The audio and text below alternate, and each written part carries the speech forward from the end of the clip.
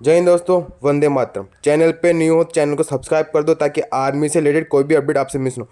दोस्तों, retired general यश Maurya sir ने tour of duty पर सवाल उठाए हैं।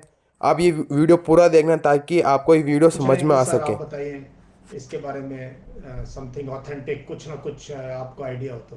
देखो, मुझे कोई आइडिया नहीं है। मैं पहले बता दूं, जो भी आ रहा है वो सिर्फ मीडिया के थ्रू ही आ रहा है।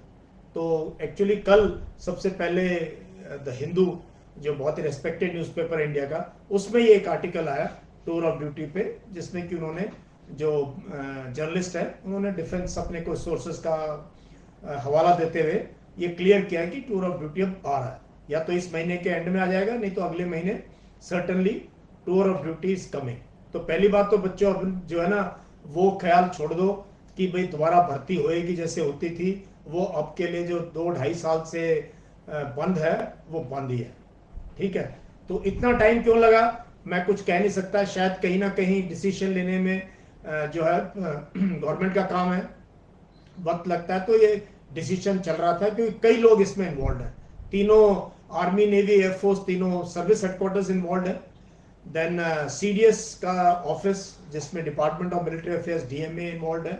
और पहले सीडीएस जो है, आपको पता ही है, उनका निधन हो गया था दिसंबर में। उसके बाद कोई सीडीएस भी नहीं।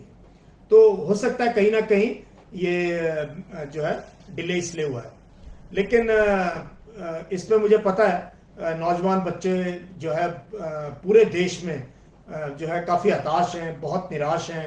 आप लोगों ने ट्विटर पे भी कैंपेन चलाया, आप लोग दिल्ली भी आए, आप लोगों ने जो है भारत बंद का भी आह्वान किया, और मैंने भी इंटरव्यू दिए मीडिया को इस पे। मैंने पंजाब केसरी में एक आर्टिकल भी लिखा इस टूर ऑफ ड्यूटी पे। और अगर आप देखो मेरी ये वाली वीडियो, एक काफ़ी महीने पहले मैंने ये रिक्रूटमेंट क्यों बंद है उसके ऊपर मैंने जिक्र किया था। और मैंने कई जगह इसके ऊपर जो है, क्योंकि मुझे लगा, क्योंकि बच्चे देहात से जुड़े हुए हैं, बच्चे पूछते रहते हैं, और मैं देख रहा हूं इनकी जो निराशा है। क्योंकि आपसे बहुत से ऐसे हैं जिनका कंबाइंड एंट्रेंस एग्जाम होना था या हो चुका है, रिजल्ट नहीं आया। बहुत का मेडिकल होना था, वो रुक गया है। कईयों का सब कुछ हो गया था और they were just waiting for call letter to join. और माँ बाप के सपने, माँ बाप की आशाएं, मैं समझ सकता हूँ गांव से यही है कि एक बच्चा भर्ती हो जाए तो बहुत कुछ जिंदगी बदल जाती है परिवार की। खैर, अब वो नहीं हो रहा है। ठीक है, सो टूर ऑफ ड्यूटी, जिसका नाम आपको पता ही है, अग्निपथ नाम रखा गया है। अग्निवीर इनको कहलाया जाएगा। पता नहीं ये फौज मानेगी, बट कहलाया जाएगा रिक्रूट ही। आप सिपाही ही भर्ती होगे। कोई, मुझे नहीं लगता कोई ऐसे टैग के साथ फौज इस चीज को एक्सेप्ट करेगी, अच्छा लगेगा। एनीवे, अभी मुद्दा क्या है, अभी जो प्रेस में जो आ रहा है, खासतौर पे जो आर्टिकल आए हैं पिछले 1-2 दिन में, उसमें क्लियर है कि 4 साल के लिए भर्ती होगी। 4 साल के लिए आप आएंगे, इसमें 6 महीने की ट्रेनिंग होगी और बाकी पीरियड आप जो फौज में नौकरी करेंगे। उसके बाद इनमें से जो भर्ती किए गए, इनमें से दोबारा से आपका सिलेक्शन होगा। वो यूनिट लेवल पे होगा, रेजिमेंट लेवल पे होगा, कोर के लेवल पे होगा। मैं कह नहीं सकता क्योंकि आर्मी बहुत बड़ी है। इंजीनियर्स का अलग काम है, एएमई का अलग काम है। हमारे जैसे जो ब्रिगेड ऑफ द गार्ड्स है, इन्फेंट्री, आर्मर्ड मेक, हमारा अलग काम है। आर्टिलरी का अलग काम है, एयर डिफेंस का अलग काम है, सिग्नल्स का अलग काम है। तो कैसे होगा मैं, मुझे पता नहीं है। वो I am sure service headquarters को वर्कआउट करेंगे। तो 4 साल के बाद दोबारा एक प्रोसेस होगी जिसमें तकरीबन 50% को रिटेन किया जाएगा और 50% को बोला जाएगा आप चलो घर। तो 21-22 साल में नौजवान जबकि कॉलेज कर रहे होते हैं आपके साथी, आप जो है ये 3-4 साल फौज में नौकरी करके बाहर आ जाएंगे ट्रेनिंग के। बात हो रही है कि इनको कोई सर्टिफिकेट दिया जाए, कोई डिप्लोमा दिया जाए, शायद, जिससे कि आप अपनी सेकेंड इनिंग्स में कोई और नौकरी आप कर सकें, या शायद कुछ ना कुछ आपको सीवरेंस पे या एक तरीके से कुछ ना कुछ कंपनसेशन दिया जाए। 8-10 लाख 12 लाख रुपए, पता नहीं कितना फिक्स होगा, कितने महीने आपने नौकरी करी है, पर मंथ आपको इतना दिया जाएगा और वो आप लेके जो है आप अपना कुछ भी काम शुरू कर सकते हैं। अब मुश्किल क्या है कि इसमें हमारी आर्मी जो है ना, मैं बार बार कहता हूं, ना हम अमेरिकन आर्मी है, ना हम इजराइल आर्मी है, ना हम सिंगापुर आर्मी है, ना हम रशियन आर्मी है, ना यूरोपियन आर्मी है। हम इंडियन आर्मी है। हमारी समस्याएं, हमारी जो प्रॉब्लम्स है, हमारी है।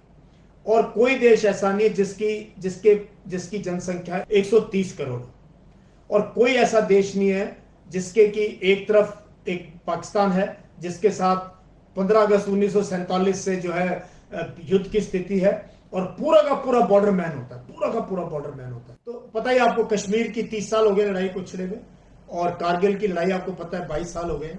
सियाचिन में आपको पता है पीस है, लेकिन कभी भी कहीं पर भी दुश्मन आपकी सिचुएशन का फायदा उठा सकता है। अब आप चाइना को ले लीजिए, काफी सालों के पीस के बाद अब चाइना फ्रंट भी तकरीबन खुल चुका है। डोकलम में प्रॉब्लम हुई, उसके बाद ईस्टर्न लद्दाख में प्रॉब्लम चली रही है, 2 साल से ऊपर हो चुके हैं। और कभी भी पूरे हमारे बॉर्डर पे ईस्टर्न लद्दाख से लेके अरुणाचल प्रदेश तक कभी भी कहीं पर भी कोई समस्या खड़ी हो सकती है।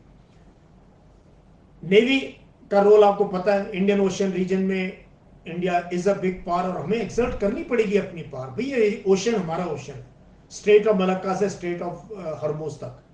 एयरफोर्स का रोल भी बढ़ता जा रहा है, क्योंकि भी देश जैसे जैसे प्रोग्रेस करेगा रिक्वायरमेंट पड़ेगी। अफगानिस्तान में तालिबान की सरकार आ रखी है, और क्या हालात है वो आपको पता ही है। हमारा कोई अभी वहां पे इन्वॉल्वमेंट नहीं है, बट कभी ना कभी ये खतरा ब्लो बैक हमारे देश के ऊपर भी आ सकता है। Internal situation paramilitary forces manage कर रहे हैं अच्छे तरीके से। पहला क्वेश्चन तो ये है कि क्या जब ऐसी देश की सिक्योरिटी की सिचुएशन हो, वहां क्या ये 2-3 साल के लिए जो सैनिक आएंगे, क्या ये गनर बन सकते हैं? क्या ये टैंक, बीएमपी, गन के, एयर डिफेंस सिस्टम के गनर बन सकते हैं? नहीं, क्योंकि 8-10 साल लगते हैं अच्छा सिपाही बनने में, और फिर लांस नायक, हवलदार, तब जाके डेड कमांडर बनता है इंसान, तब जाके इंडिपेंडेंटली किसी न किसी टोली का हिस्सा बन सकता है। तो ये सब रैंक एंड फाइल को ऐड करेंगे, इनसे मुझे लगता नहीं कि कोई हमें इतना फायदा होने वाला है।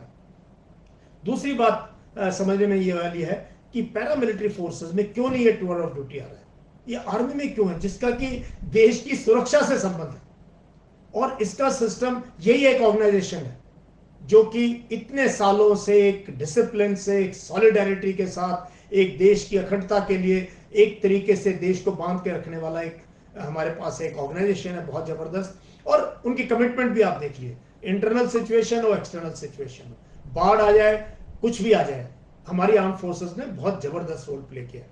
तो मेरी ये राय है अपने यंग फ्रेंड्स के दोस्तों, देखो अगर आप इस पे मेहनत कर रहे हो, कहीं कोचिंग ले रहे हो, तो अभी आपके पास टाइम है, आप जरा दोबारा सोच विचार करें कि क्या आप 3-4 साल के लिए आना चाहोगे, फिर आप कहां जाओगे।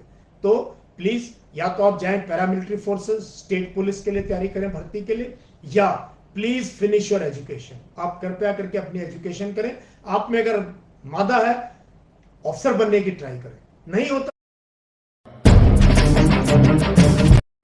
तो देश में बहुत अपॉर्चुनिटीज आ, आप एंटरप्रेन्योर बन सकते हैं, आप कोई ना कोई बिजनेस स्टार्ट कर सकते हैं, कोई ना कोई स्टार्टअप स्टार्ट कर सकते हैं।